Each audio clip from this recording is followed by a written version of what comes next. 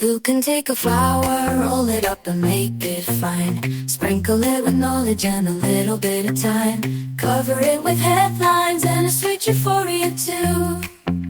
Cannabis man, can. Who can take a story and make it feel so grand, spread the word around about the wonders of this land, mix it all with laughter and a sprinkle of insight.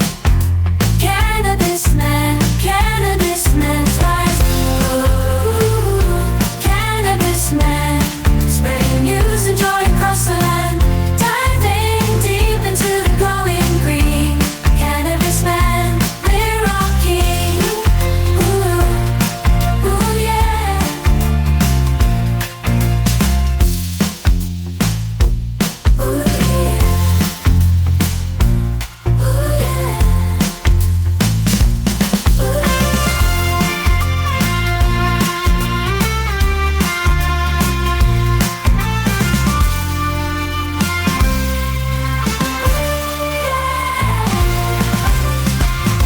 Ooh yeah. Cannabis man, spreading news and joy across the land, diving deep into the glowing green. Cannabis man, we're all king. Ooh yeah. Ooh yeah. Hey, hi, hello there, listener, and welcome into another episode of the Cannabis Man podcast. Thank you for clicking on the show. I'm your host, Don Kleppen. And if it's your first time here, welcome. This is a show where we're trying to take a journalistic look at all things cannabis, and what a massive, massive week for us connoisseurs, cannabis enthusiasts all around the world, certainly here in the U.S. Major announcement from the DEA. I'm sure you've already seen that by now. But then there was some follow-up news the next day, so the momentum of this green wave is stronger than ever, and I've got a lot to talk about on this week's episode, and I'd like to get to it. If you haven't already, please leave a rating or review for the show. However you're listening to this, whichever platform, just scroll on down and click leave a rating or a review, whether this is Apple, Spotify, or YouTube. Any of the pod platforms out there, you can leave a review or rating, and I really appreciate all those who have done it before, and if you haven't, it would mean a lot to me if you could. You can also follow the show always at C-Man Podcast on Twitter and Instagram, and it's the Cannabis Man Podcast. Search that on Facebook or YouTube. And of course, you can become a subscriber by scrolling down and clicking on the support the show link in the description notes. Just click that. It'll take you to Buzzsprout, where you can subscribe to the show. You'll get a thank you email from me, as well as your name shouted out in the credits of the next episode and all those beyond it. So let's get to all the news that broke this week on the Cannabis Man Podcast.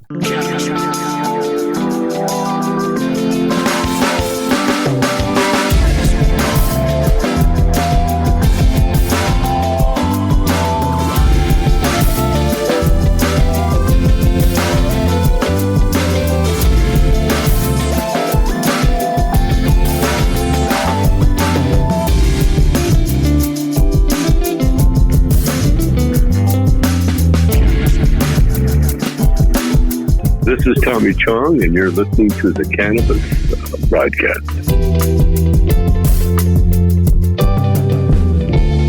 Yes, indeed. What a week. Listener, I'm recording this on Saturday, May the 4th, and may the 4th be with you. To all my fellow Star Wars nerds out there, I know that Star Wars has really become so mainstream, and I'm sure that some of you listening to this might be sick of it already with the way it's been kind of crammed in everybody's faces, but I myself love it. We're big Star Wars fans here in this house, and my wife and I just earlier today were showing our new daughter, Violet, who was born 3 weeks ago as of last night. We were showing her A New Hope and Empire Strikes Back, and we've been kind of introducing her to the best parts of Star Wars. So I made a little video, which you can see at C-Man Podcast on Instagram, that kind of ties in Star Wars and cannabis, and I really am excited to be able to kind of make this stuff now, and I just think that it's so wonderful that we live in this world where cannabis is moving forward faster and faster every day. And on that note, I want to get to the news of this week. I'm sure you've already seen this by now, listener,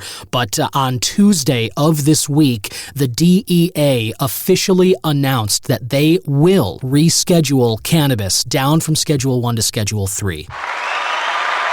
Oh, God, yeah. If anything deserves the sound of applause sound effect, that would be it. That announcement that I never thought was going to come. I've talked on this show about it a lot, especially over the last 8 months, which is how long it's been since the Health and Human Services Secretary recommended that the DEA review cannabis and initiate rescheduling. 8 months was how long we kind of waited for this, and honestly, the longer it got, I really did feel, and you've heard me say this if you've been listening to the show, you've heard me say that I felt that it went against the DEA's own self-interest to reschedule cannabis, that they would be abdicating some control over this market.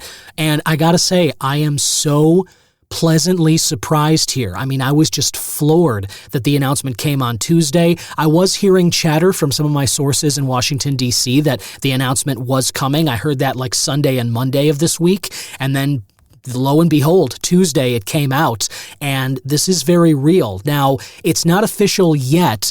They have to engage in a public comment period, which will happen this summer, and there's another step into it as well. But by the end of this summer, cannabis could be officially Schedule 3, and that is by no means the end game here. That is certainly not legalizing it. That's not even decriminalizing it fully, but it's a huge step in the right direction. It is something that can happen right now. And those other things like decriminalization, making it legal countrywide, those require Congress to act, along with the White House as well. And so, as I've talked about before, that's why this year's elections, the presidential elections, are so important. But even before we get to that in November, because of the DEA making that announcement, the next day of this week, Wednesday, May 1st, a group of senators, which I've mentioned on the show here before, which include Chuck Schumer, Ron Wyden, and Cory Booker, they all resubmitted legislation that would federally legalize, decriminalize cannabis. This is the CAOA, the Cannabis Administration and Opportunity Act. Now, one of the senators who introduced this legislation stresses that it doesn't tell states what to do, but it does provide them with the tools to effectively implement the laws that their voters and legislators choose. Some important bullet points here in the CAOA to keep in mind. It would require the Attorney General to finalize a rule removing marijuana from the CSA within 180 days of enactment. It would impose a 5% federal excise tax on small to mid-sized cannabis producers, which would gradually go up to 12.5% after 5 years. For large businesses, that tax would start at 10% and go up to a maximum of 25%.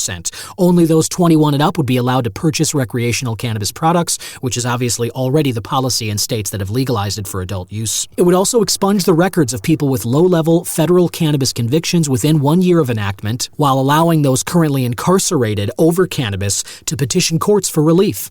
So finally, we can get some real action here and get these people who have been arrested, incarcerated, charged for things relating to cannabis. We can finally get them out of prisons, which obviously needs to happen, especially as more and more states are legalizing. It's ridiculous. It's such a double standard to be holding people in prison cells for selling or consuming cannabis when now 25 states have legalized it for adult use and almost 40 have done so medically. It's just a complete double standard that needs to end. It would also create a federal regulatory framework for the cannabis industry within the FDA, the Bureau of Alcohol, Tobacco, Firearms, and Explosives, as well as the Alcohol and Tobacco Tax and Trade Bureau, all playing key roles with it. And then within the FDA, there would be a specific Center for Cannabis Products responsible for regulating, quote, the production, labeling, distribution, sales, and other manufacturing and retail elements of the cannabis industry.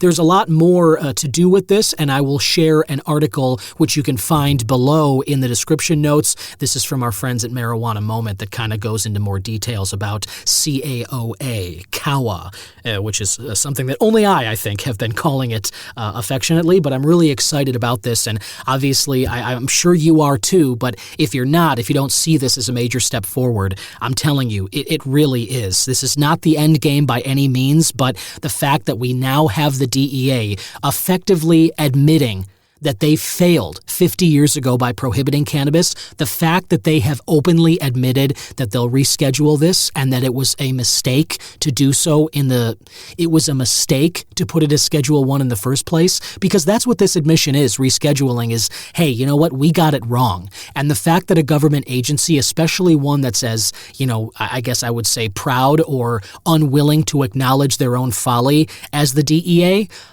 this is a major, major development here.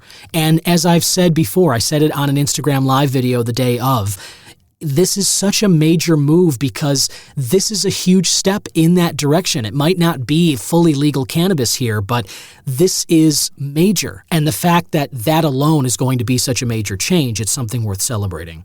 Something else I want to celebrate is that yesterday, Vice President Kamala Harris praised the DEA's decision and says even further, the headline is, "We need to legalize marijuana." And now Harris has obviously talked about this before. She's gone around the country. She has, the White House, Biden, they have said things like this. But I'm telling you, they've said some things like this, but not this specifically. And the fact that we have a sitting vice president, this is not somebody that's out of office and never running for re-election again.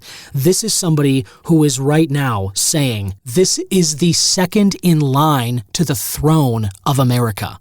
This is the vice president. She is one bad night for Biden, I guess, away from being the leader of the free world. And she says we need to federally legalize cannabis. This is an article from the Marijuana Herald, and it goes into detail. While Vice President Kamala Harris has not publicly commented via social media or press releases, a campaign official conveyed via email that Vice President Harris fully supports the decision to move marijuana to Schedule 3, and she's excited for the positive impact this move will have. Furthermore, the office emphasized that despite this significant step forward, Vice President Harris continues to say that we need to go further and legalize marijuana. That's the end of the quote there. And Marijuana Herald also points out that last month, VP Harris made history as the first vice president to openly support cannabis legalization, saying we need to legalize during an event highlighting the administration's marijuana pardons. Now, they go further, saying the DEA's decision to reschedule marijuana, which will not fully legalize it, as I said, but will permit its prescription use, is pending approval from the White House Office of Management and Budget. Once approved, it'll be published in the Federal Register, initiating a 30-day public comment period as required by law. That is also important. When that public comment period opens up, that's an opportunity for all of us to continue to make our voices heard. And I want to say, first of all here, that I'm really proud of you and everyone else here who has gotten involved and contacted their elected representatives. Because I've said on the show now for the last 2 years that nothing changes without us making the effort here. And clearly, all the emails, phone calls, voicemails, social media comments, text messages, maybe knocking on doors, whatever everyone has done to make the voices heard that cannabis needs to be legalized and this needs to change now. That's the only reason that this has happened. The only reason that the DEA made this move and that we are closer than ever to ending this prohibition and federally legalizing cannabis in the U.S., and more countries around the world are doing it too. The only reason this is happening is because of the will of the people. And people aren't being quiet about it anymore. That's the exciting part of this. This is really, really major stuff here. So I'm going to share this Marijuana Herald article as well. You can scroll down below and you can find it there. One more article that I wanted to share with you. It's related here because I think, and this is probably why Forbes put this out this week in light of the DEA's decision. The headline reads, "Legal weed linked to declines in teen alcohol and e-cigarette use." This is AJ Harrington, a contributor here, again on Forbes. I will share the article below, but I'll read a little of it. Marijuana legalization and the advent of regulated pot sales were associated with declines in the use of alcohol, e-cigarettes, and cannabis, according to the results of recent research published by the peer-reviewed journal JAMA Pediatrics. Researchers affiliated with Boston College and the University of Maryland conducted the study. They used data from the youth risk behavior surveys collected from... Sorry about that. I don't know if you heard, but my daughter Violet just woke up from her nap and is being fed now while my wife Gretchen shows her Return of the Jedi and explains how the original trilogy fits in with the overall universe there. Boy, I am just one happy, lucky man right now. Anyway, back to the Forbes article. Researchers with Boston College in Maryland conducted a study. They used surveys from the Youth Risk Behavior collected from nearly 900,000 9th and 10th graders across 47 states over a decade between 2011 and 2021. Participants reported on their use of alcohol, cigarettes, e-cigarettes, and cannabis, and the research team examined associations between the legalization of marijuana and legalized retail cannabis sales with teen substance use. The researchers adjusted for youth demographic characteristics, the legalization and decriminalization of medical cannabis, additional state policies, and other factors. And they noted that since 2012, 24 states and D.C. have enacted legalization, and 18 states have implemented regulated recreational cannabis sales. However, little research on the impact of cannabis legalization and retail sales on teen substance use has been conducted. So that makes the authors of this study among the first to evaluate associations between recreational cannabis legalization and sales of retail through 2021. And what they found was that legalizing recreational marijuana was associated with modest reductions in the use of alcohol, e-cigarettes, and cannabis among teens. The legalization of retail sales was associated with lower e-cigarette use. Legal retail sales were also associated with a lower likelihood but an increased frequency of cannabis use, resulting in no change in cannabis use overall. The Forbes article goes into more detail. I encourage you to click the link below and read the rest of it. There's some important stuff in here, but what matters is that one of the fear-mongering headlines that we've always heard when it comes to legalizing cannabis was that if you legalize weed, everyone's going to do it, all the teenagers are going to pick it up, and it's this gateway drug that everyone's going to be running to their stores and picking it up. And this research over a decade across 47 states, so it's not a small sample size, this is major, and they found that not only does that not happen, but it actually drops, which I gotta say kind of makes sense from my perspective because, hey, you know what teens don't like to do? They don't like to do what the adults are doing and think is cool. Teenagers rebel against the normal activities of everybody, and so if cannabis becomes normalized and regulated, well then it's no longer cool. It's no longer subculture. It's no longer part of the rebellion, which, as I've mentioned on the show before, is a little bit of a bummer for us legacy users, for some of us who have used cannabis since well before it was legal. That's something I've talked with my guests about. I do, admittedly, as much as I love legal cannabis and I want it to move forward badly, I want everyone to be able to utilize it and stuff, but there is something, a little something that my teenage heart, the rebellious streak that runs through me, it's going to miss that legal cannabis subculture because there was a little thing where, like, if you went to a party or if you met somebody new and you found out they smoked, it was just like, oh, a secret handshake or like a little wink where it was like, oh, you and I could be friends now because I know that you're doing this too. It was just this very cool secret kind of lingo thing that now that it is normalized and legalized, that's lost. But that is ultimately a good thing. And it just makes me think that that's part of why, like, teenagers aren't going to be running out and doing that stuff because, hey, you know what? The adults are doing it. It's normal. It's business suits and ties and houses in the suburbs. And it's becoming that normal, which is a good thing for the rest of us. But it makes a lot of sense to me that teenagers are not really interested once it becomes legal in the same way that they were likely when it was illegal and prohibited and all of that. Listen to me already saying was when the prohibition is still going on now, but I am just so geeked, if you can't tell, by this announcement from the DEA and by the further momentum that's come this week. And the last news article that I want to bring to you here, listener, is something from CannabisIndustryData.com. And this is something I've talked about on the show before, but there's some new data and new projections which I thought were worth sharing with you. This has to do with global cannabis markets, and they are projected to reach almost $500 billion, with a B, dollars by next year, 2025. And here's the real kicker. Here's the real kicker of that. Only 5% of that money is in the legal markets, is legally bought products. This article came out earlier this week. And it starts, the global cannabis industry is far from a new thing, although a vast majority of the world's cannabis market remains unregulated. According to an analysis by New Frontier Data, cannabis consumers around the globe spent an estimated $415 billion on high THC cannabis in 2020. And that figure is expected to go up to $496 billion by 2025. And then there's a quote here from them: much of the world has not yet legalized cannabis, and nearly all the demand resides in illicit or unregulated markets.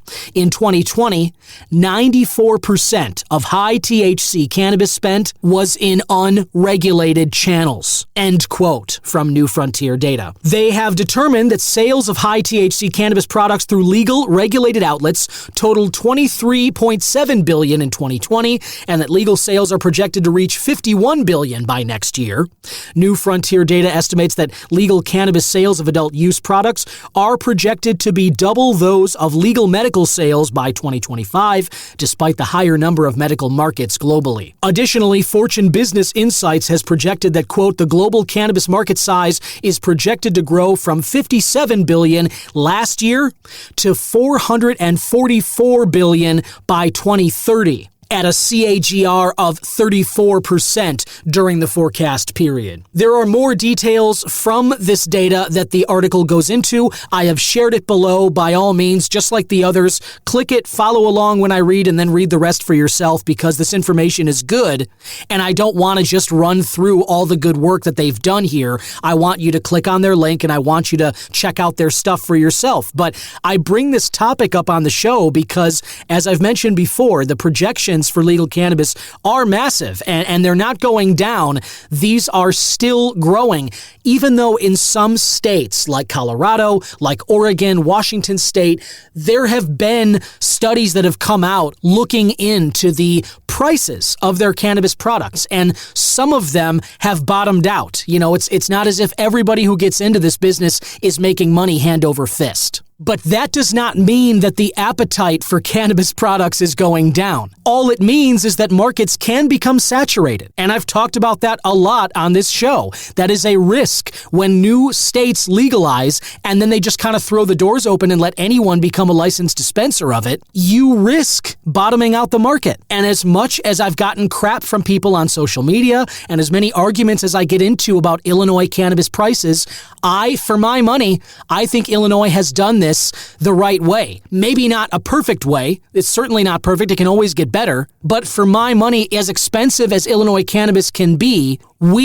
this state, had their eye on the long run. This state understood supply and demand. And as much as we, the consumers, might not be thrilled at having to shell out a little bit more for cannabis products here than, say, in states like Michigan or Colorado or wherever, but legal cannabis in Illinois is going to be around and profitable for the long haul, and I cannot say the same about those other states. So anyway, that's where I'm going to leave it this week. I have got a little Ewok to tend to outside, and I just wanted to really shout from the rooftops my excitement about the huge news this week, and all of us this weekend and in the weeks beyond celebrate this, because this moment, I was reflecting on this week with my wife after the DEA made their announcement. This year, right now, 2024, this could be the last year of the cannabis prohibition. Think about that. I don't know how old you are. I don't know when your cannabis journey started in your life. But for me, I'm about 20 years into this, and I've been using it since I was about 18 years old. And I can remember very clearly, not just when I first tried it, but when I really started making it a part of my life, and I recognized how much cannabis was improving my quality of life. I wondered if we would ever see this day. I wondered if in my lifetime, even though it always should have been legal and this prohibition never should have happened, it did. And it didn't look like 20 years ago that anything was going to change. It looked like that was just going to be the way it was forever. And yet, this year could be the end of it. That wall could come down next year. And from 2025 and beyond, cannabis can be legal and normal and just a regular part of all of our day-to-day lives. And then kids like my daughter Violet, who grow up in that world where there is no prohibition, there is no stigma against cannabis, they are not going to know any different. She could grow up in this world where she doesn't even remember that cannabis was prohibited. And that is going to do more for normalization and to kill off that stigma and end that propaganda from last century. That's going to do so much more for that than anything I could say into this microphone, anything any advertisement or any business could do, anything any of us could do to change people's minds. The kids growing up in the new world who don't know what it used to be like, that is truly the change, and it's upon us right now. So light it up, burn one this weekend, because the times they are a-changin' and the green wave is crashing, and it is very, very exciting. I'm thrilled to be here witnessing it with you, and I am thrilled to be doing this podcast and having these conversations about legal cannabis as it moves further and further along. I'll be back next week with another guest interview and more topics, perspective, and news stories relating to cannabis in and around the United States and the world on the Cannabis Man podcast. Bye-bye, and may the 4th be with you always.